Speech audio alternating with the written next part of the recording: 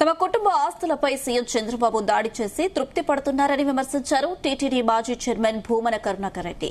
CM చంద్రబాబును వ్యతిరేకించి నిచ్చని ప్రత్యర్థులపై వారి కుటుంబ ఆస్తులు ధ్వంసం చేసే కార్యక్రమాలకు దిగారని ఆరోపించారు. కూటమి ప్రభుత్వం వైఫల్యాలు ఎత్తి చూపుతున్న కారణంగా ద్వేషంతో పగ తీర్చుకుంటున్నారని అన్నారు. తన వాణి బలంగా వినిపిస్తున్నందుకే ఈ కక్ష సాధింపు చర్యలు చేస్తున్నారని అన్నారు. తిరుపతిలో రౌడీ రాజకీయాలకు ఏనాడు అవకాశం ఇవ్వలేదన్నారు.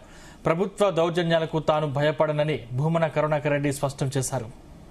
గౌరవనీయ ముఖ్యమంత్రి చంద్రబాబు నాయుడు గారు తన విధానాలు నచ్చనటువంటి ప్రత్యర్థుల మీద ఆ శత్రువుల కంటే కూడా చాలా ఎక్కువగా ద్వేషిస్తూ వాళ్ళ ఆస్తుల మీద పడి వాళ్ళ ఆస్తులని ధ్వంసం చేసేటువంటి కార్యక్రమాలకు శ్రీకారం చుట్టారు.